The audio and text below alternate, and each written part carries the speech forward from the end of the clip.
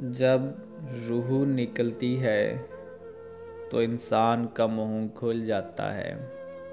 ہونٹ کسی بھی قیمت پر آپس میں چپکے نہیں رہ سکتے۔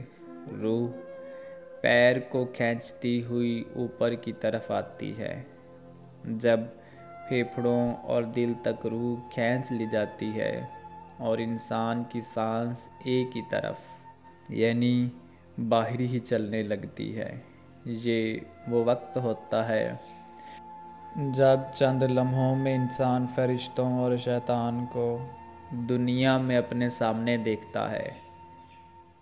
ایک طرف ابلیس اس کے کان میں کچھ مشورے دیتا ہے تو دوسری طرف اس کی زبان اس کے عمل کے مطابق کچھ الفاظ ادا کرنا چاہتی ہے۔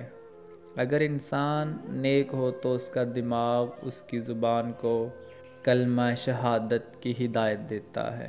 اگر انسان کافر ہو، بد دین ہو، مشرک یا دنیا پرست ہوتا ہے تو اس کا دماغ کنفیوژن اور ایک عجیب ہیبت کا شکار ہو کر شیطان کے مشورے کی پیروی کرتا ہے اور بہت ہی مشکل سے کچھ الفاظ زبان سے ادا کرنے کی کوشش کرتا ہے۔ یہ سب اتنی تیزی سے ہوتا ہے کہ دماغ کو دنیا کی فضول باتوں کو سوچنے کا موقع ہی نہیں ملتا۔ انسان کی روح نکلتے ہوئے ایک زبردست تکلیف ذہن محسوس کرتا ہے، لیکن تڑپ نہیں پاتا کیونکہ دماغ کو چھوڑ کر باقی جسم کی روح اس کے حلق میں اکٹھی ہو جاتی ہے اور جسم ایک گوشت کے بے جان لوتھڑے کی طرح پڑا ہوا ہوتا ہے۔ جسم میں کوئی حرکت کی گنجائش نہیں رہتی۔ آخر میں دماغ کی روح بھی کھینچ لی جاتی ہے۔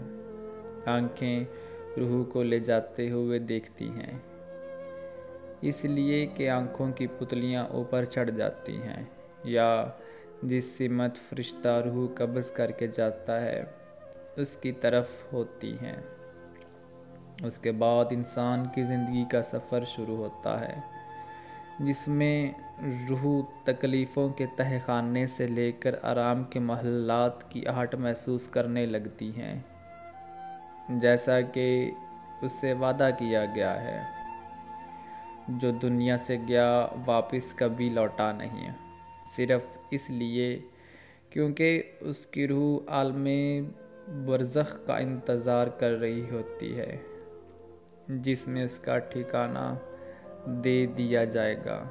اس دنیا میں محسوس ہونے والی طویل مدت ان روحوں کے لیے چند سیکنڈ سے زیادہ نہیں ہوگی، یہاں تک کہ اگر کوئی آج سے کروڑوں سال پہلے ہی کیوں نہ مر چکا ہو، مومن کی روح اس طرح کھینچ لی جاتی ہے جیسے آٹے سے بال نکالا جاتا ہے۔ گنہگار کی روح خاکدار درخت پر پڑے سوتی کپڑے کی طرح کھینچی جاتی ہے۔ اللہ سبحانہ و تعالی ہم سب کو موت کے وقت کلمہ نصیب فرما کر آسانی کے ساتھ روح قبض فرما اور نبی پاک صلی اللہ علیہ وآلہ وسلم کا دیدار نصیب فرمائے۔ آمین یا رب العالمین۔